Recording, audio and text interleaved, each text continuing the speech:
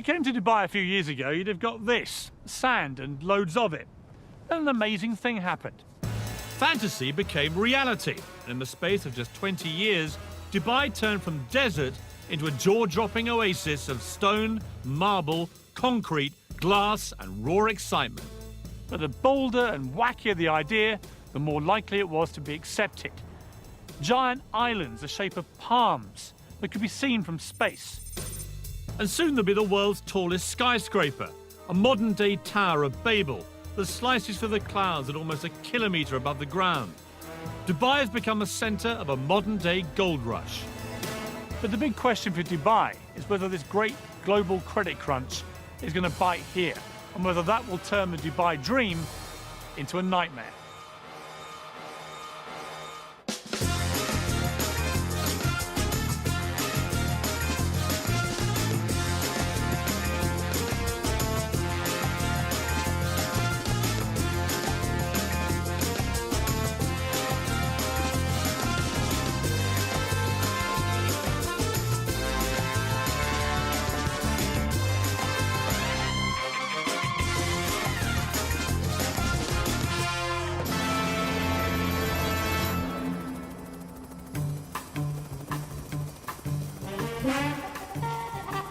Dubai is one of the 7 states that make up the United Arab Emirates, under the rule of Sheikh Mohammed bin Rashid Al Maktoum.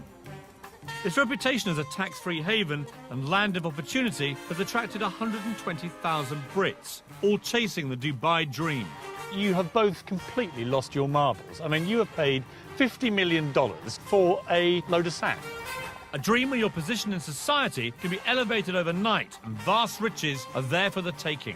It's quite a journey from a secretary on an Oxfordshire estate to this, flogging £17 million apartments in Dubai. In a country where Sharia-based law is dished out on crop-top-wearing partygoers, what's it really like to live here? And mixing with the locals, I talk tactics with the man that bought Man City. There's the Burj Al Arab. And what about the world's financial meltdown? Are they feeling the heat? You say credit crunch, people think, whoa, there's no credit crunch in Dubai. It's not coming, it's here. But lurking in the background, behind all of this, is the fact that in just 10 years' time, Dubai's oil will run out. The race is on. If you'd invested in property out here over the past 6 years, I'd give your financial advisor a raise, because you'll easily have trebled your money. But it wasn't for the faint-hearted. 4 miles out to sea is probably the craziest property investment on the planet. For sale, 300 islands that, seen from above, replicate the countries of the world. This is absolutely ridiculous. I've heard about this place, I've seen the pictures, I know all the facts. Until you actually come out here like this and experience it for yourself, you have no idea of the sheer scale of it. 320 million cubic metres of redistributed seabed later, Dubai has not just put itself on the map, but put the map on itself. I'm heading for Britain. Gentlemen, permission to come ashore. Permission granted. Thank you very much. Welcome aboard. Nice to see you. Welcome to the United Kingdom. Well, thank you very much. Let's head over to London, shall Why we? not? Ex-Londoners Safi Qurashi and Mustafa Nagri moved to Dubai 4 years ago. Between them, they've just bought England. Dare I ask how much you've paid for it? Topping over $50 million. You have both completely lost your marbles. I mean, you have paid $50 million for a load of sand. Yeah, it's one view. Tell me some of the stuff What you're are we going to do here?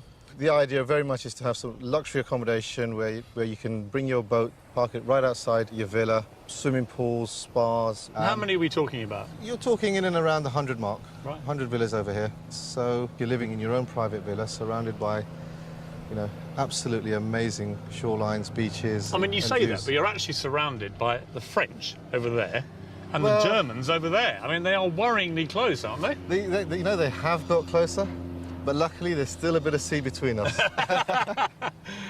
I'm imagining now these luxury villas here, and even if they went just for $5 million each, I've just worked out you'll make a profit of $450 million. But you have forgotten the cost of construction. Which is?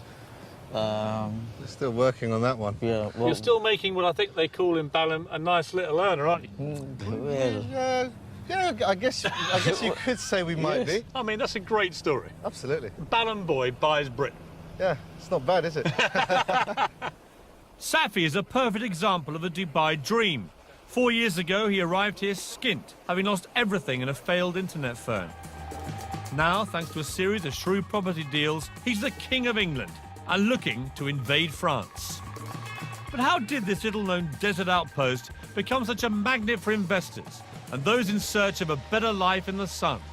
Dubai has done an incredibly good job at marketing itself, largely through what at the outset appear to be utterly ludicrous projects. Think Dubai and you think glamour, wealth, and a rich hedonistic playground. Hardly surprising then that back in Britain, wrapped under red tape, and trapped under the dark grey skies, so many downtrodden wannabes think this place is utterly irresistible. Although Dubai is twice the size of London, the main action takes place in a frenzied 20-mile strip along the coast. The legendary Dubai gold rush can be traced back to 2001, when the law was changed to enable foreign nationals to own property. It coincided with the launch of the most famous of Dubai's artificial island projects, the Palm Jumeirah, which, because it's connected to the mainland, lured investors by the truckload. And my first impression is it's massively bigger than it seems from the sky. Apparently 4,000 properties were sold in the first 72 hours of the project being announced, before a brick had been laid.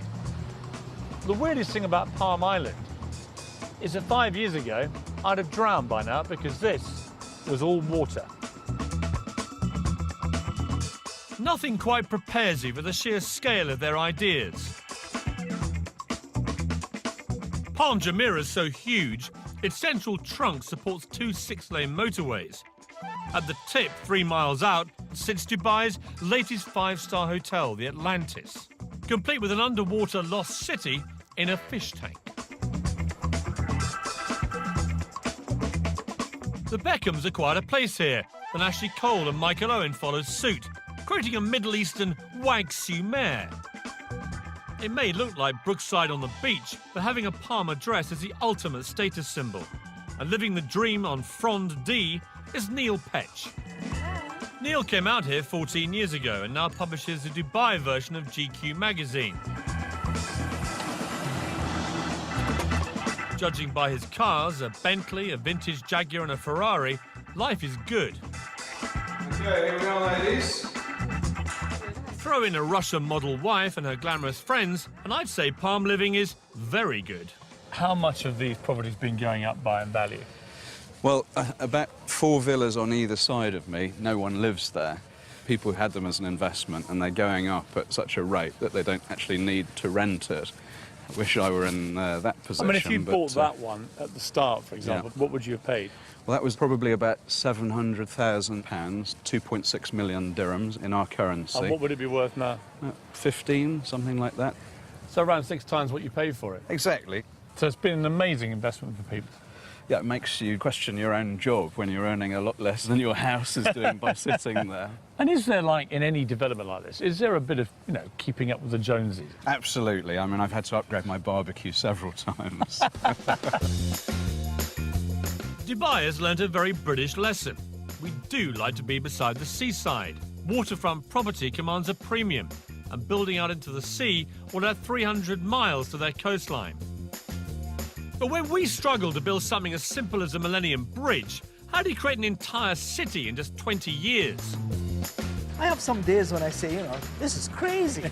I want to go to New Zealand. I want to live in a farm, you know. And when you built it, how do you make sure the rich come flocking? This is ridiculous. I mean, how many towels are there? Why would you need 100 towels? And at the world's only 7-star hotel, I sampled the Dubai dream for myself.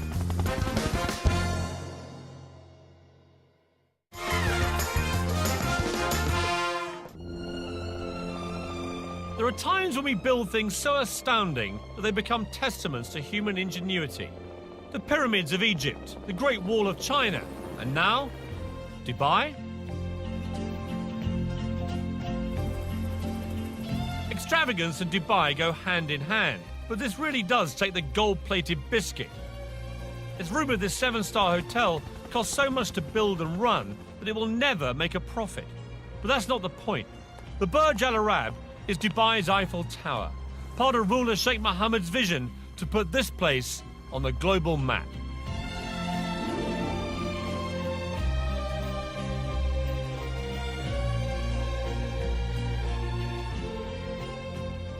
The best rooms here will set you back 12 grand a night and come complete with one of the hotel's 16 white Rolls Royces and your own personal manservant. They boast that they cater for every whim at the Burj Al Arab, and that's certainly the case with me, because I spent my entire life waiting for a bed where I could go to sleep looking at myself.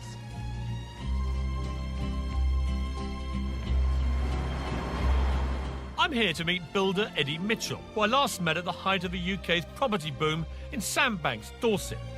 Eddie was creating futuristic properties inspired by this hotel. He's been coming here on business for 5 years and is now a gold star guest, affording him extra special treatment. Watching you coming in, it was like watching a visit by the Queen. You know, it was like a cast of thousands offering you tea and dates and hand lotions. It's the same every time.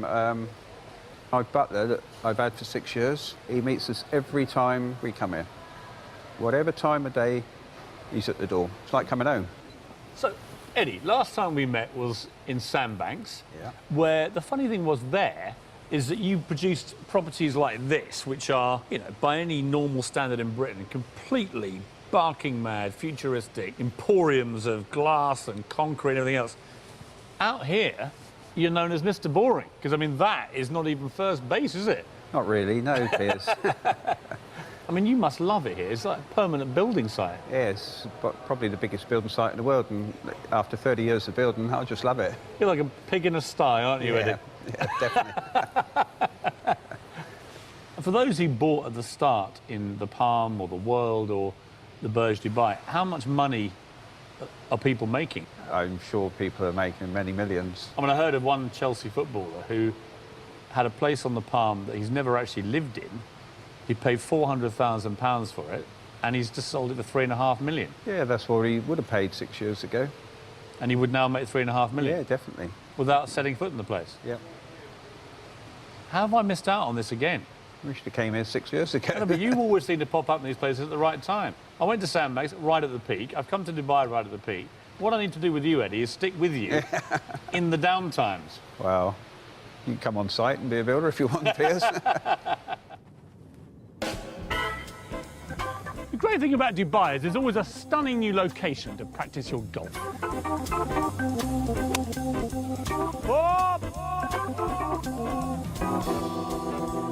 But you wouldn't have thought you could practice your skiing as well. This is Ski Dubai. It's 45 degrees centigrade out there, and in here, -4. In fact, it's absolutely bloody freezing. The thing about Dubai is that the crazier the idea, the more likely it is to be accepted. There are many extraordinary feats of construction underway in Dubai at the moment. A few more remarkable than this.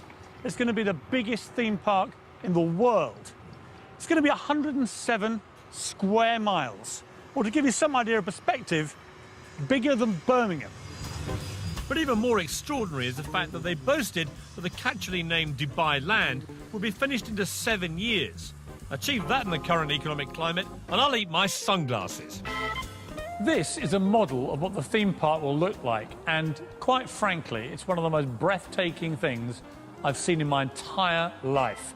There are going to be life-size replicas of the Taj Mahal, the Eiffel Tower, the Egyptian pyramids, even Big Ben and the Houses of Parliament. There's a Las Vegas-style strip, only it's 4 times as big as Vegas. There's only one word for this: bonkers. But in Dubai, biggest is best. This humongous fish tank is built inside the world's biggest shopping centre, next to, yes, you're way ahead of me, the world's biggest building. I've been to lots of tall places in my life. The Empire State Building, Eiffel Tower. I worked at Canary Wharf for 10 years. But I've never, ever seen anything quite like this. The Burj Dubai is already 720 metres tall, making it the highest building in the world. But the really scary thing Is it still growing? Probably the most unnecessary sign of all time. Please don't lean on the doors. The sheer bravado of this structure beggars belief. They're even adding a new story every 3 days. It's another part of Sheikh Mohammed's plan to make sure Dubai stands out. The final height is still top secret, but the ambition is to be almost double the height of the next tallest building on Earth. The Earth's vanishing. I've never been this high in my life anyway. Mr. Ali Alabar, the 5th most powerful man in Dubai, is chairman of Emaar, a government-backed construction company building the tower. So we're right in the middle here on floor 160. We're 611 metres up. Yeah. There's still, as I can see, I mean, there are 20, 30 floors more already under construction. Yeah. Does it wobble, this? I mean, does it move around? No, it doesn't move much. Do you know how far? I think if it moves maximum, probably move this much. Who's going to be here? I mean, who will be on these floors? I think indeed these are office floors. People have bought private apartments here too, right? Correct, yes. What was the most expensive one, do you know? A whole floor could probably cost you about $45 million, a whole floor. Oh, bargain. Yeah, it's a bargain compared to London prices, of course. You know Sheikh Mohammed better than many people. How would you describe him? I've been with him 15 years, and there are times when his energy is so unbelievable. This building here, the first time we've designed it was 90-story, and the meeting was 1 minute. And His Highness said, no. I said, okay. So I did, I think, about 120. He said, no. So I just brought a chart of all the tall buildings in the world, and I put in this building. And he said, okay, how much taller than the tallest? I said, well, we're about 40% taller. He said, good, you go.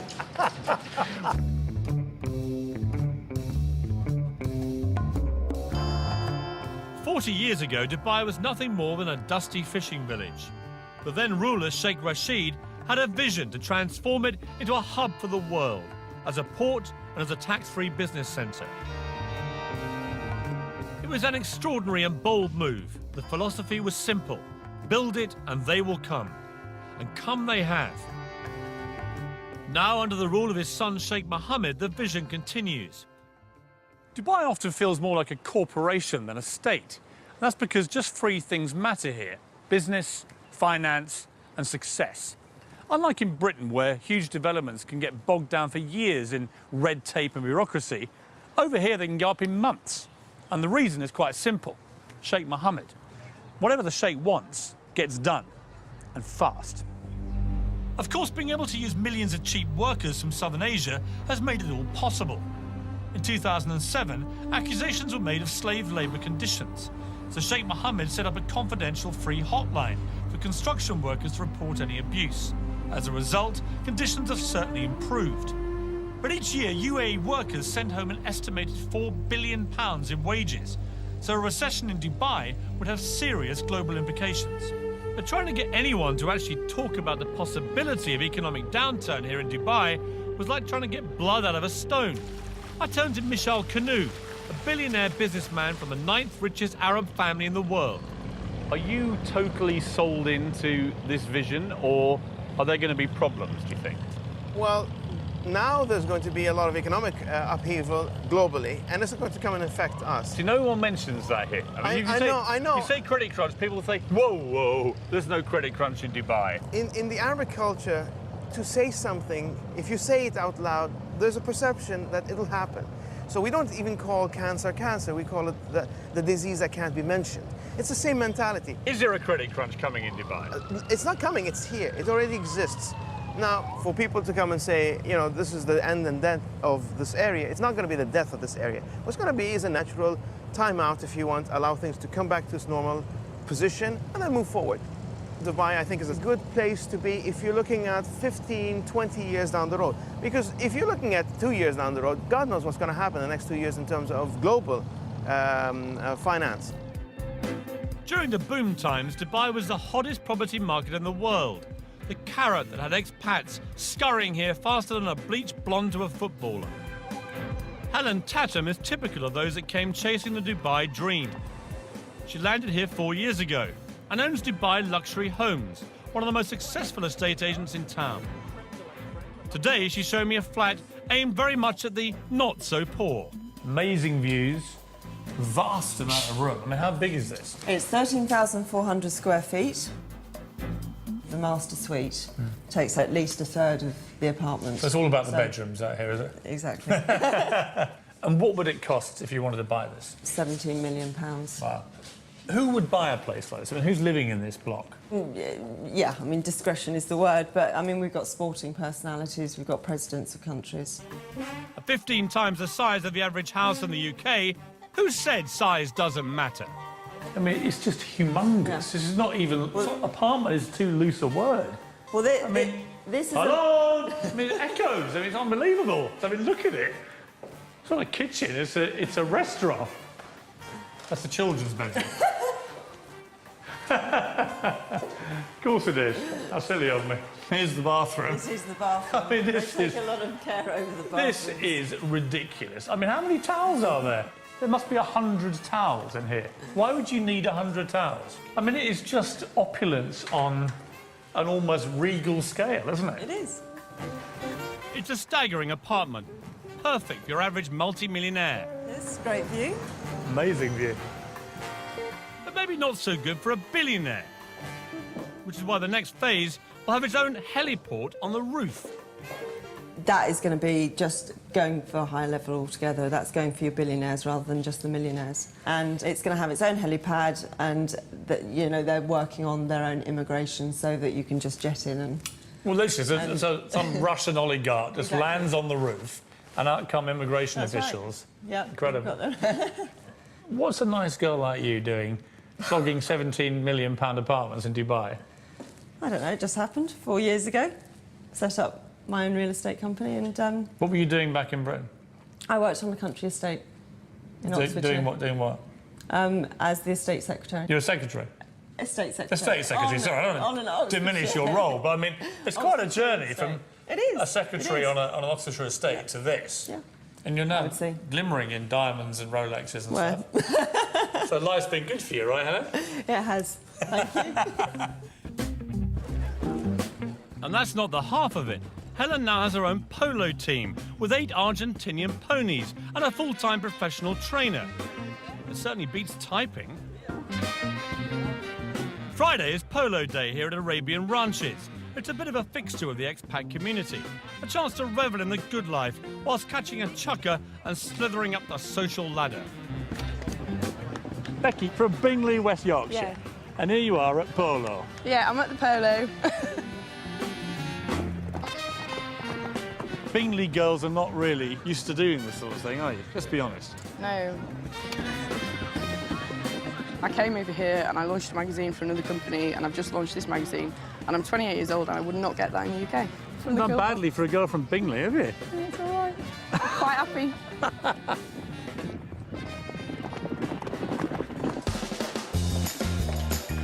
It's easy to get drawn into the good life in Dubai. Like the buildings that are going up, somehow out here, your expectations are, well, just higher.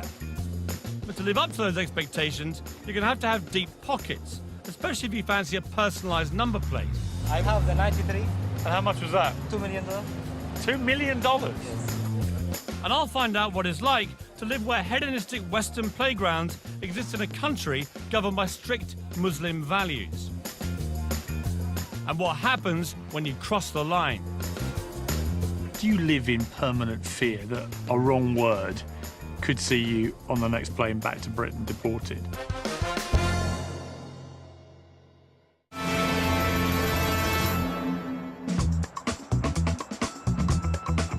I wanted to get an Arab perspective on Dubai. Fortunately, the man that bought Manchester City, Dr. Suleiman Al Fahim, has a house here. He's made a fortune in property and is the Alan Sugar of Arabia, with his own apprentice-style TV show and even his own catchphrase. Impress me. When he said he'd show me around the city, I didn't realise he meant in his own private jet. He impressed me.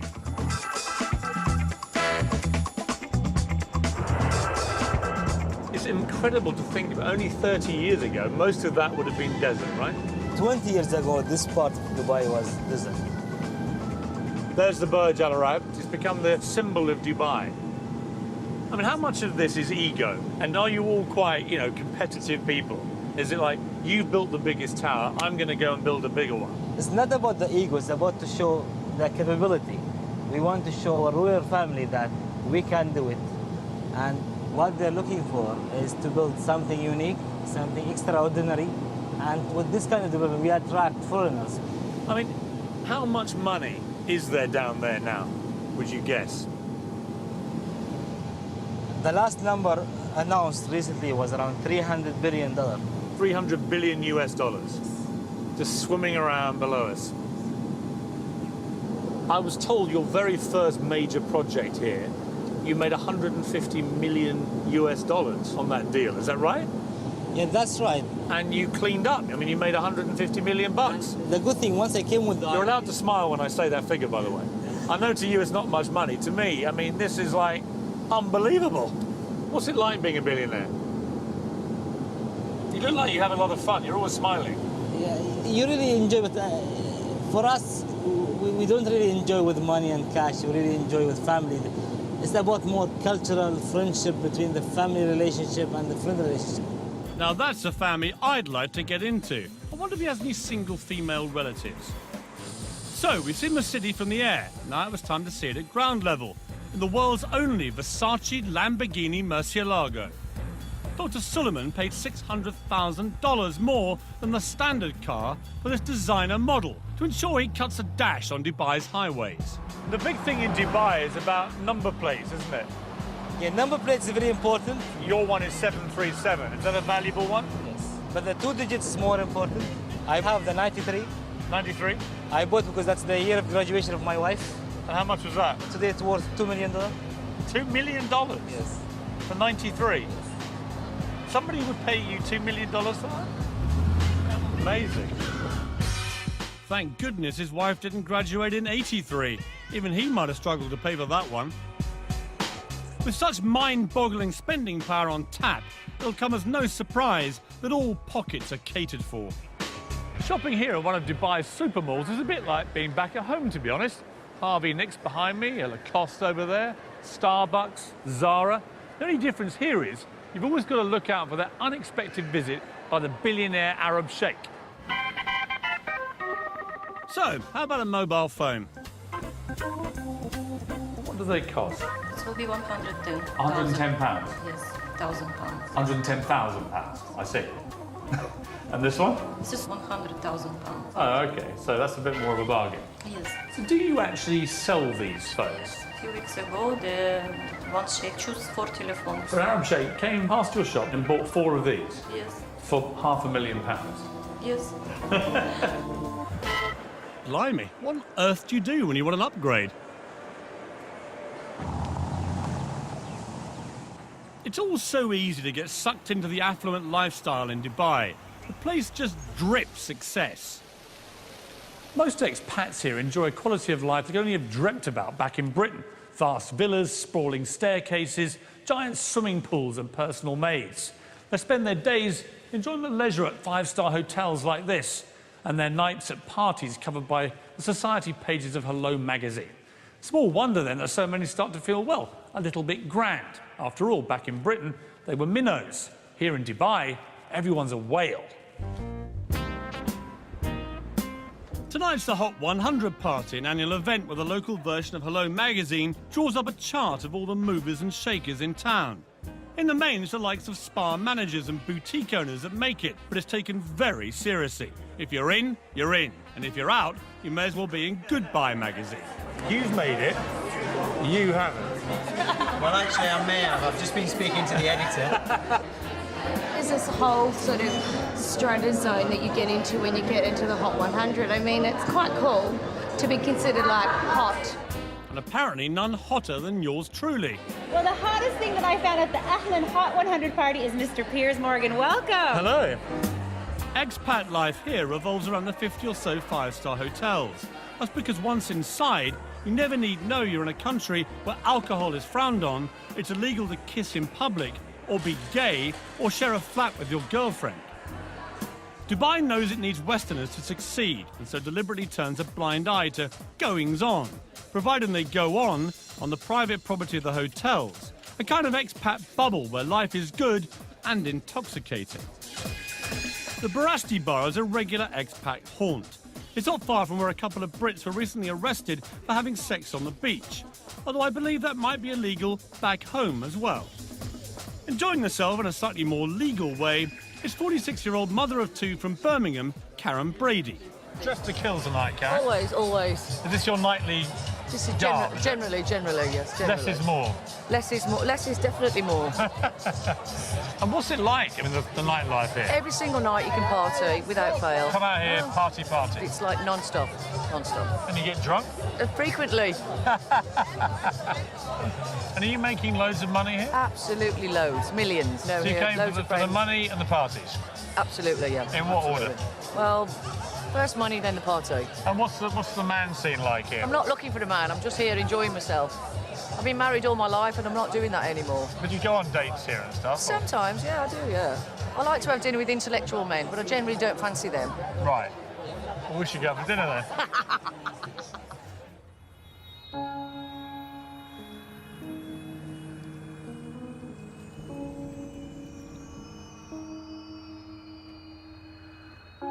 In the last year, 230 Brits have ended up in Dubai's prisons for a range of offences, from the normal, like drink driving, to the abnormal, like bouncing a cheque. If you are going to come out here, make sure you learn the law. For example, sex outside of marriage can get you a year in jail. Possession of over-the-counter drugs that contain codeine, 4 years. Even Harry Potter books were recently banned from schools because witchcraft is strictly illegal in Dubai. It's a difficult society to get your head around. On the one hand, a traditional autocratic leader uses strict Sharia-based law to rule with a rod of iron. On the other hand, in the five-star hotels, you can forget you're even in the Middle East. But the two cultures exist side by side in parallel universes, and except for at the shopping malls, rarely mix. Consequently, the expats live in fear of making a silly mistake, or inadvertently breaking a law that could, with a swipe of the pen, see them deported. I drove into the desert with blogger and ex-journalist Alexander McNabb. He's been living out here for almost 20 years and has first-hand experience of what happens when the two cultures clash. It is. It's like being on the moon, isn't it? Amazing. When I first moved here, that was in the early 90s, I came out here running a magazine which was shut down because I criticised the wrong guy's computer. It was a computer review mag, and the computer didn't work. And so we said the computer doesn't work, which in retrospect was probably naive of me. Or to tell the truth. To tell the truth. But it offended a man who happened to be related to a man who happened to be in a position to do something about it. So my office was sealed by the Ministry of Information. Now, the great thing about Dubai today is that actually probably can't happen. Is it relaxing, the censorship? Is it getting easier? Yes, it is. If you can stand up a good story where a government department has behaved appallingly, I think you've got a chance of running that story. When I first came out here, you wouldn't have done. So you're now seeing allegations being made against some quite big figures in government and corruption investigations going on that were unthinkable here. It's a process of change. If you're in the media out here, as you are, do you live in permanent fear that a wrong word could see you on the next plane back to Britain deported? Are you wary about what you're telling me, for example? No, I don't think I have that fear. I might be horribly wrong, but I don't think I have that fear. I don't live in fear. I don't live in fear of saying what I think. Oh, don't worry, but I've just seen 2 quad bikes with a couple of government officials nipping over that dune. It's you they're after. They've been listening, haven't they? Part of the problem lies in the fact that the Sheikh can change laws virtually overnight. Tenants and landlords who ignore the villa sharing ban could be fined up to 50,000. While we were filming, in an attempt to stop overcrowding amongst unskilled workers, it was decreed illegal to share property with anyone except close family. If you're thinking of coming out here, make sure you do your homework. Disconnecting water and power supplies. Super. I'm off to meet an old friend, Patty Parfit. She moved out here with her son Harry after separating from her wayward husband Rick, guitarist of Status Quo. She'd been out here on holiday and thought Dubai would be the ideal place to change the status quo and mend a broken heart. A year on, however, and the Dubai dream is turning sour. Hello. How are you? Hello, I'm good, thank you, How lovely to see you. And you, how are you? The last time I saw you was on a status quo tour bus. We don't talk about that. Welcome to my home. So this is your lovely piece of Dubai paradise. This is nice. this is our little hacienda. So this is the lounge. Yeah. This four-bedroomed house is typical of the expat family lifestyle out here. Inside landscape gated communities and miles from anywhere. So this is the kitchen.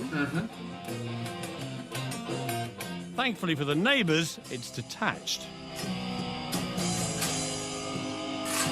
So, Paddy, you're in a very nice place here, but it's half an hour inland. What would you pay here for your rent? What do you... Oh, you're going to die. £32,000 for the year. And you have to pay Wow. up front in Dubai. So you had to write a cheque for £32,000? Yeah. Yeah. For a year's rent in advance? Yeah. So that strikes me as pretty expensive. It is. I mean, it's ridiculous So rent. your rental is up for renewal. What are you going to do? I'm taking it for 6 months, and then I just see how I go there. And what are they going to charge you for that? £27,000. What? In 1 year? They've nearly doubled it? Yeah. So, be warned, if your employer's not subsidising your rent, you'll be in for a nasty shock. It's terribly expensive in Dubai. It You get this really idea that is. this is wonderful tax-free haven. Yeah. Everything's dirt cheap. So it's not really like that. No, and you know, I don't want to spoil anybody's holiday or dream to move to Dubai, but you really got to look at it because it's not all what it's cracked up to be. People who are watching this are going to be thinking, I quite fancy coming to Dubai. Yeah. And yet you seem to have fallen slightly out of love with the dream. Yes, I have, haven't I? Oh, God, where do I go now? I do miss my friends. I do miss my family. And it is difficult to meet people over here because everybody's basically, it's family. And when I go out, I am a threat. I bet you are. How old are you? 57. I mean, that is amazing. Yeah. Recently divorced. To a rock star. Blonde bombshell. Used to be with a rock star. You are public enemy #1 to these women. Fantastic. That's rock and roll. So what does the future hold for Dubai? I'll be looking at the changing face of society here as it opens its doors wider to Western values. Could their secret defence against the credit crunch come down to a few familiar faces? Try some of these. God, that's disgusting. And just how much are they prepared to spend to make sure Dubai does become the greatest city in the world? Eyelid will be getting millions. Multi-millions. Multi-millions.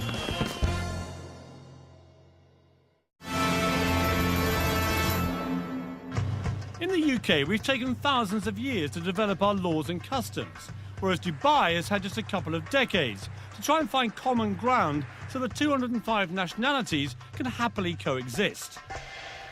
Consider this, just 1.3 million people live here.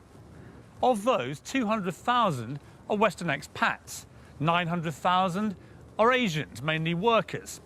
And that leaves just 200,000 local Emiratis. To put that in perspective, imagine living in Britain, where 5 out of 6 people were foreigners. And when you think of it like that, you kind of begin to work out that Dubai is actually quite a tolerant place.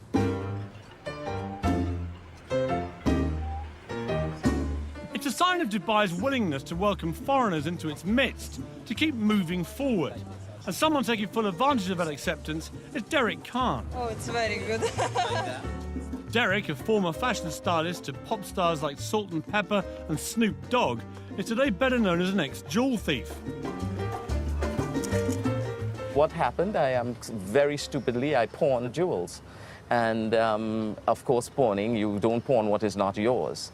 And I dug myself into a nightmarish hole. I would have to go take one piece of jewel, go to another company and lied, basically, to get another piece, and which I pawned, and it became a circle, a nightmare circle. And you got a 2-year prison sentence. Yes, I did. He served 2 years in a New York jail for his crimes, was kicked out of the US and settled here in Dubai, reinventing himself as, get this, a jewellery designer. there you are, a convicted thief, felon, for want of a better phrase. You're kicked out of America, and then Dubai, where you would imagine they're quite strict about that kind of thing, they welcome you in here. I was accepted into Dubai because I think I was very straightforward with what I had done. I was very straightforward in who I am, and they kind of saw what I can do. You're also fairly unique, though. I mean, there aren't many Dereks in Dubai that I've met. Not with this look, the whole thing, you know? Well, you'll be surprised. Dubai is just, you know, again... There are more of you out there? I hope not, but... Put it in, give me a little swing. What I hear everywhere is that if you do this, you're out. If you do that, you'll be deported. So what I haven't found is any real evidence they actually do this. I mean, do people get chucked out of Dubai? Well, of course they do. You know people who've been deported? Well, no, I don't. That's the point. I mean, I don't know anyone who's been deported. But, you know, the thing There seems to be a collective fear of being deported Well, you without see- any evidence well- anyone ever is. Well, listen, the collective fear works because guess what? I can open my car, and especially from New York City, I could never dare leave my computer in the car. I do it all the time. I leave my doors unlocked at home. You think that the rules are a small price to pay, really? For a very small price to pay. You know, it gives you that sense of security. And I couldn't be happier here. Right, beautiful. Beautiful. Right. Lovely. If Dubai is going to succeed, now more than ever it needs people. It has to be seen as the in place, somewhere you can't afford not to be. So when Dubai can't build it, Dubai buys it, spending millions on celebrity names and, crucially, brands. Gary Rose is the latest big name lured into town. He'll be in good company. Gordon Ramsay and Marco Pierre White are already here and raking it in. Gary, how are you? Very good, thank you. Nice to Very see very you. good. You too. You came just at the right time. Try some of these. That is a little salmon fish cake with a lemon hollandaise. God, that's disgusting. I don't even laugh. I mean, it's actually delicious, but just to see what your face is like, it's delicious. Tell me, Gary, you've flown all the way to Dubai, Yeah. and you've flown all the food out here as well. Oh, yes. Why don't you just stay in England? Oh, yes. What? Well, it's 36 degrees outside and it's snowing in the UK. Where would you choose? You know, I just thought, no, you know, I want to spread the word about British cooking. But be honest, Gary, would you be out here if there wasn't a whacking great big Arabic check in it?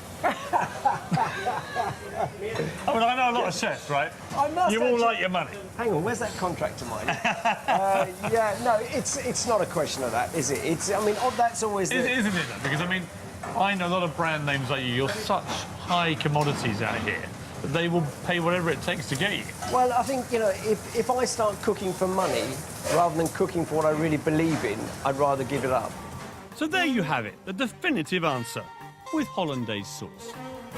Mark, how are you? Hello, Piers. How are you? And up on the 44th floor, another bought-in brand name. Mark Fuller will be opening a version of London's Embassy Club here next year. No offence to you, Mark, but you and Gary Rhodes are not exactly, you know, the Beckhams.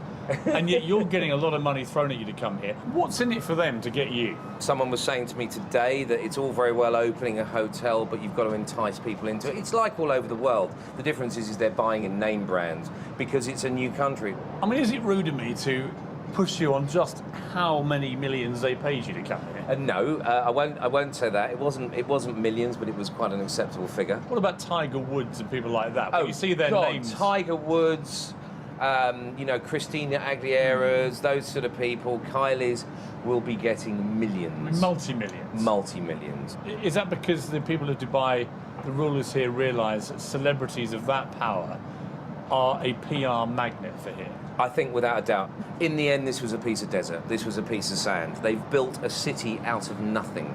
How do you attract everybody? They want to be number one. They don't want to be number two, number three, number four. They want to be Miami. They want to beat Miami. They want to be New York. They want to beat New York, you know. So the only answer is bring it in.